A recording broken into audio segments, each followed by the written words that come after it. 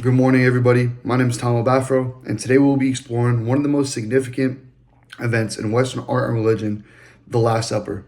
We'll use 7 key questions to unpack its significance, as it's a very big event, and not only the Christian, but the Catholic religion as well. It's covered all the time.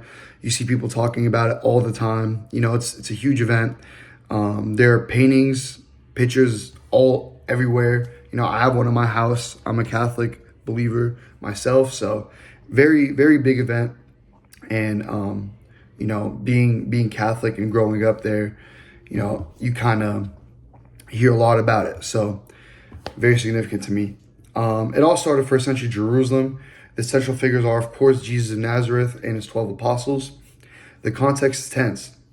Jesus knew his betrayal was imminent. The event is the culmination of his ministry set against the political and religious pressures of the Roman-occupied Judah.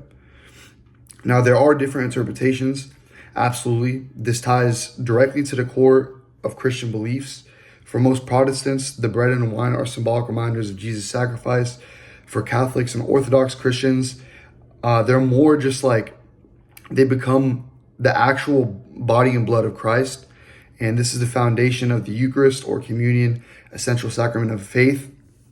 And as a Catholic, I did do my first communion. So I am able to receive the Eucharist, the holy bread. So it's something that, you got to know about. So does geography change? Yes. In art, while the story remains the same, artists worldwide have reimagined the scene with local dress, food, and features. And yeah, so it's very different, very differently depicted across online everywhere, because we weren't alive for that time. So the way that we depict it is completely different from, what happened. Not everything's the same. So, but I saw the question now was, has this happened in any other religions? Does this occur in any other religions? Not directly. However, the Islamic Quran venturates Jesus as a prophet, and mentions a similar table spread with food from heaven, but it's a distinct narrative. So, not entirely sure. I'm not too educated on the Muslim religion. So, but anyways, how do we make this feel real? Powerful visuals are key. Leonardo da Vinci's masterpiece captures a dramatic moment of Jesus announcing the betrayal.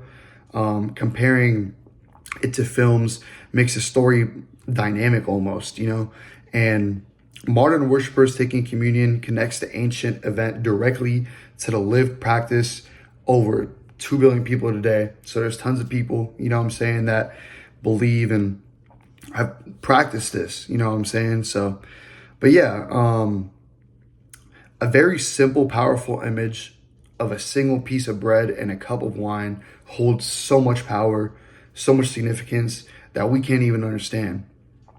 But in conclusion, the Last Supper is far more than the final meal. It's a pivotal historical moment, a subject of deep theological interpretation, and the source of a ritual that defines Christian identity to this day.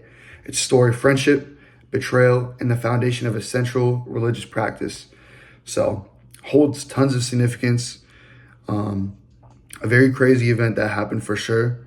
And I recommend all of you guys, educate yourselves on it, whether or not you're a part of the religion or not. I feel like it's a very, very, very interesting event that happened. And it's worth doing the research on it. So it's definitely worth looking it up. And my name is Tom again. I just want to say thank you guys for listening.